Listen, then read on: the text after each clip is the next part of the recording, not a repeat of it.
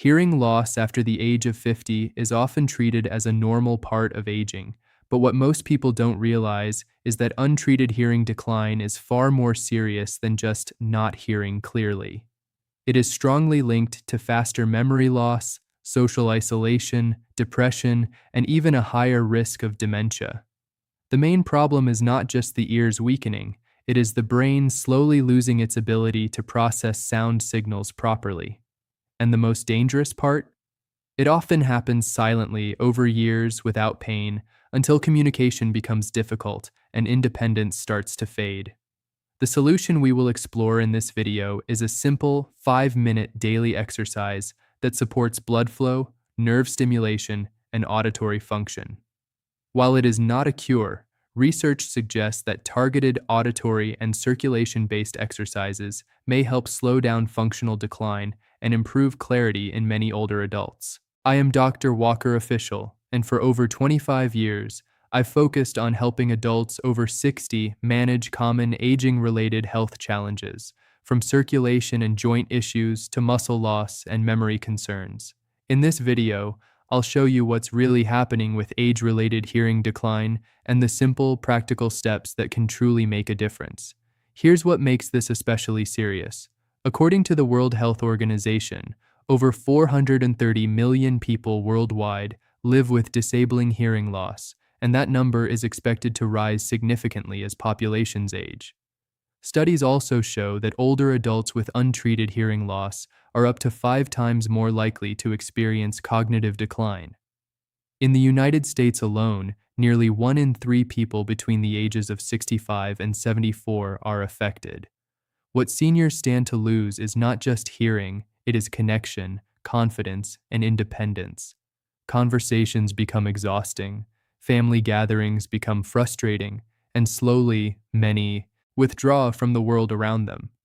To understand age-related hearing loss, we need to look beyond the ears themselves and focus on what is happening at the cellular and neurological level.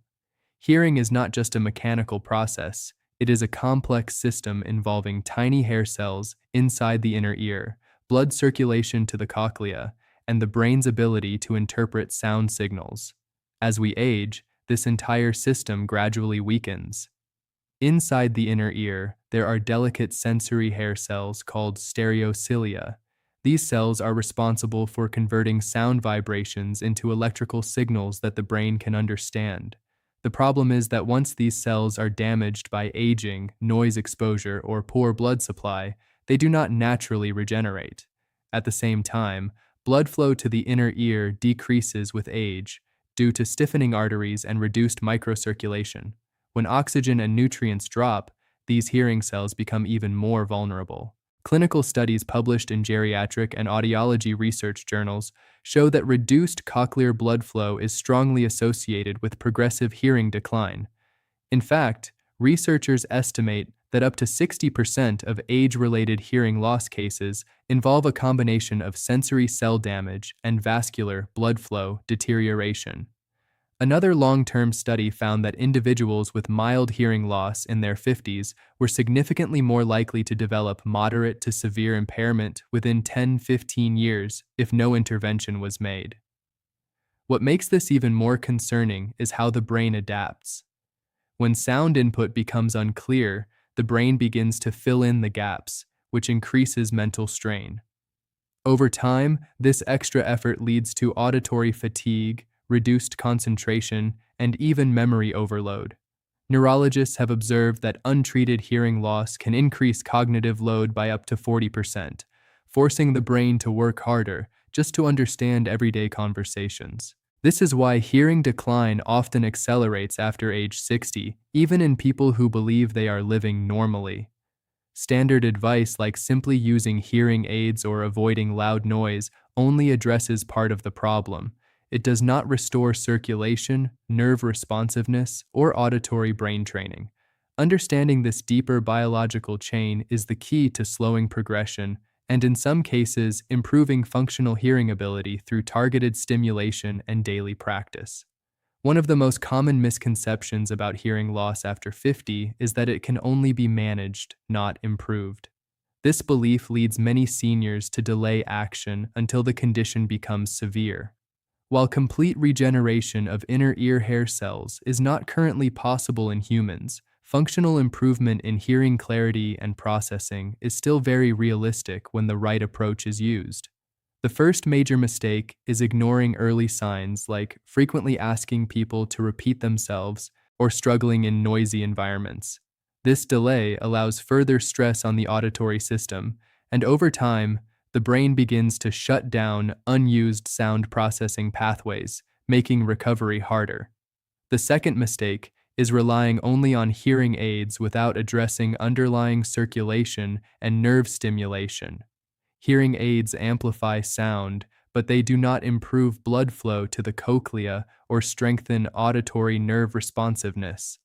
This means the root decline continues even while symptoms are masked. The third mistake is complete inactivity of the auditory system, avoiding challenging listening situations instead of training the brain to adapt. This leads to faster cognitive decline and reduced sound discrimination ability. The key medical gap is this: most standard advice focuses on amplification or protection, but not on stimulation and rehabilitation of the auditory pathway itself. However, research in neuroplasticity shows that the brain can adapt at any age when properly stimulated. This means decline is not fully fixed. It is influenced by lifestyle and targeted activity. Let's go through a practical, science-informed ranking of habits, foods, and daily actions that influence hearing health in older adults. These are not miracle fixes, but each one plays a measurable role in supporting circulation, nerve function, or auditory processing. Starting at the number 10, processed sugar reduction. High sugar intake contributes to inflammation and poor microcirculation, which can reduce blood flow to the inner ear. Some metabolic studies suggest inflammation-related vascular damage may contribute to up to 10 to 15% faster sensory decline. The limitation is that sugar reduction alone does not improve existing hearing loss, but it slows further damage. At number 9, daily hydration improvement. Even mild dehydration can reduce blood volume efficiency and oxygen delivery. Better hydration may improve cellular function by a small but noticeable margin, around 5 to 8% in overall metabolic efficiency. However, it does not directly target auditory nerves. At number 8, magnesium-rich foods, nuts, spinach, seeds. Magnesium supports nerve signaling and protects against noise-related stress in the inner ear. Some studies suggest a modest protective effect of around 10% in noise sensitivity reduction. The downside is that dietary magnesium alone is often not enough for significant change. At number 7, omega-3 fatty acids, fish, flaxseed. Omega-3s help reduce inflammation and support vascular health.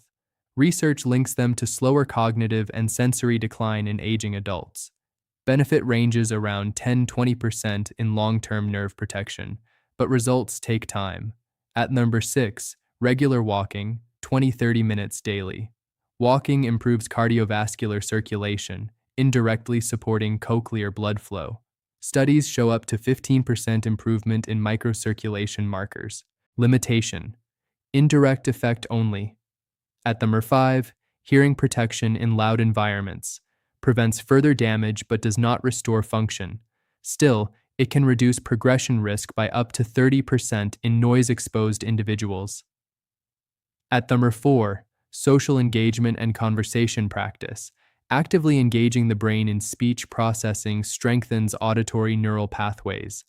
Research in neuroplasticity suggests up to 20% better speech comprehension retention in active seniors. At number 3, focused listening exercises like sound differentiation training.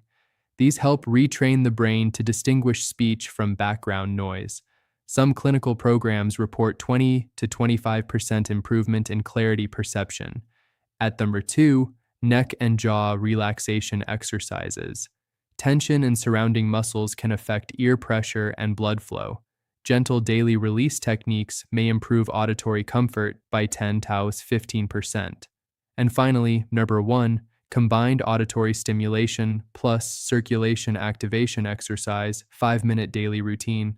This approach integrates controlled sound focus, breathing, and head-neck movement to enhance both blood flow and neural activation.